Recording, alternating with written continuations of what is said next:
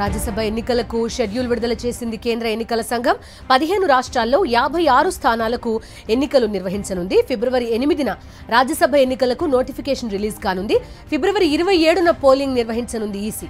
ఆంధ్రప్రదేశ్లో 3, తెలంగాణలో 3 రాజ్యసభ స్థానాలకు ఎన్నికలు జరగనున్నాయి.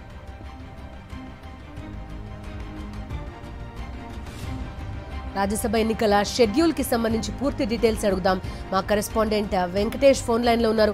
వెంకటేష్, చూస్తున్నాం రాజ్యసభ ఎన్నికకి ప్రస్తుతం షెడ్యూల్ విడుదలైంది. ఏపీ, తెలంగాణ తలో 3 స్థానాలు ఉన్నట్టుగా చెప్తున్నారు. నంబర్స్ ఎట్లా ఉన్నాయి, డీటెయిల్స్ ఏంటి?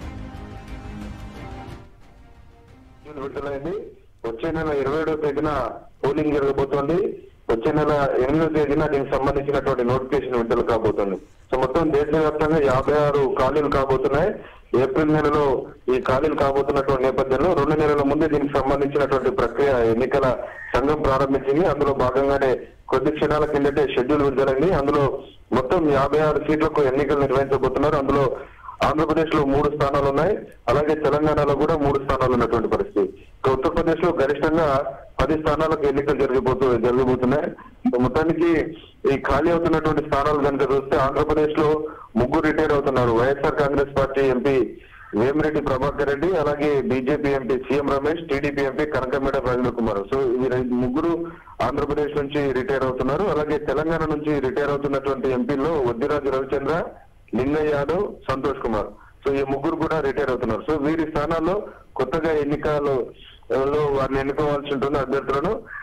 అలాగే ఇప్పుడున్నటువంటి బలాబలాలు కనుక చూస్తే ఆంధ్రప్రదేశ్ లో 3 ఎంపీ స్థానాలను వైఎస్ఆర్ కాంగ్రెస్ పార్టీ గెలుచుకునేటువంటి అవకాశం చాలా స్పష్టంగా కనబడుతుంది. ఇప్పటికే 151 మంది ఎంపీలతో సంపూర్ణమైనటువంటి మెజార్టీతో వైఎస్ఆర్ కాంగ్రెస్ పార్టీ ఉన్న నేపథ్యంలో వైఎస్ఆర్ కాంగ్రెస్ పార్టీ అభ్యర్థులు 3 రాజ్యసభకు ఎన్నికయ్యేటువంటి అవకాశం కనబడుతుంది. ఇక తెలంగాణ నుంచి రీసెంట్ గానే ఎన్నికలు జరిగిన నేపథ్యంలో కాంగ్రెస్ పార్టీ అధికారంలో ఉన్న నేపథ్యంలో కాంగ్రెస్ పార్టీకి సంఖ్యాబలం చూస్తే దాదాపు 2 స్థానాలు కాంగ్రెస్ పార్టీ గెలిచేటువంటి అవకాశం ఉంది. బీఆర్ఎస్ కు 1 సీటు వచ్చేటువంటి అవకాశాలు కనబడుతున్నాయి. సో మొత్తానికి ఈ రకంగా మొత్తం ఈ బలాబలాలకు సంబంధించినటువంటి విషయాన్ని చూస్తే డెఫినెట్ గా రాజ్యసభలో వైఎస్ఆర్ కాంగ్రెస్ పార్టీ తన టాలీని మరింత పెంచుకునేటువంటి అవకాశం కనబడుతుంది. ఫలితంగా రాజ్యసభలో వైఎస్ఆర్ కాంగ్రెస్ పార్టీ తన బలాన్ని ఇంప్రూవ్ చేసుకోవడం ద్వారా కేంద్రం నుంచి రావాల్సినటువంటి అంశాలు, నిధులు, ఈ బకాయిలను వీటి సాధించడంలో ఖచ్చితంగా ఇది ప్లస్ పాయింట్ అయ్యేటువంటి అవకాశం కనబడుతుంది. ఇక తెలంగాణ నుంచి కాంగ్రెస్ పార్టీకి ఈసారి ప్రభుత్వంలోకి వచ్చినటువంటి నేపథ్యంలో కాంగ్రెస్ పార్టీ